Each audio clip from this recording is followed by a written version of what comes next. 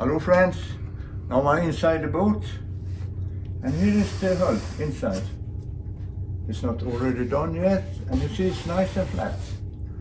And most boats are speaking about building materials, but if you use sandwich construction, it's like thick. So thickness gives stiffness and increases very rapidly. And if you don't have thickness, you put in frames.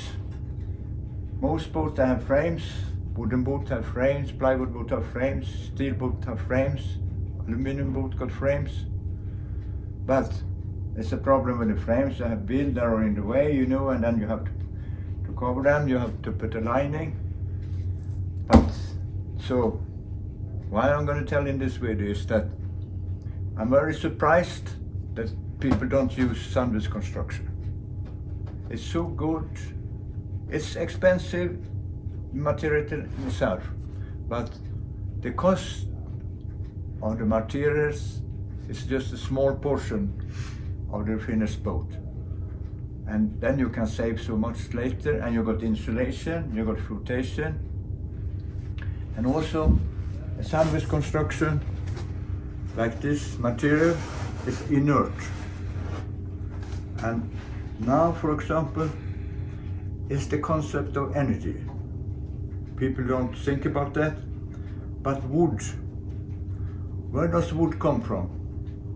It comes from really no sunshine, no trees. So you need trees, and what is sunshine? That's energy.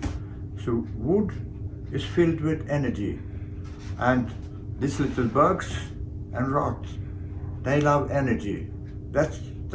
So they attack the wood and they eat it up.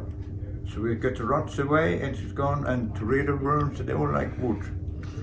And in a way it's the same with aluminum. Aluminum is really dirt or wood, they dig it up on the ground and then they put in plenty of electricity. So it's just filled with electricity and then it becomes aluminum. And that's why the same thing with steel. It's really, you know, rocks, they heat up and that becomes steel. But then it can rust and things like, and then you try to protect this, like stainless steel. Here it got a little surface on it, you know, so oxidized, and that prevents further. And that's the same with aluminum, they've got a thin layer on that, but it's very easy to damage that. And you get electrolysis and things like that.